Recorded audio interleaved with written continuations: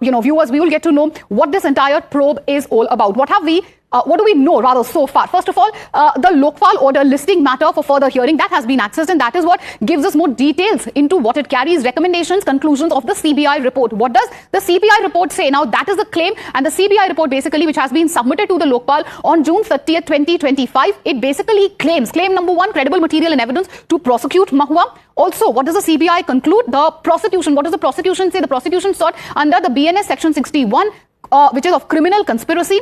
Moving on and talking about the other section, Section 8 of the PC Act 1988, which is bribery of public servants on some very serious charges there. Section 12 of the PC Act 1988, that is abetment of the offences. Now, Pranesh, my colleague, is joining us live on the broadcast. Pranesh, over to you. Can you give us more details on the same, first of all? Sure, Meenakshi, and Bhavtosh Singh, our senior news editor, is also joining us on our broadcast to shed more light on this. But before we bring in Bhavtosh, I quickly want to sum up the story for viewers who are joining the broadcast. Now, this has been an ongoing saga.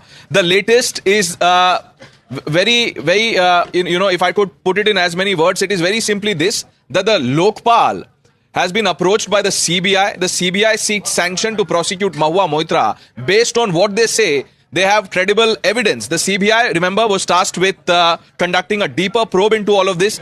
We have the details of this case, and they have concluded that probe, and now the next step obviously is to seek the permission of the competent authority. In this case, it is the Lokpal, and the report was sent to the Lokpal on June 30th this year.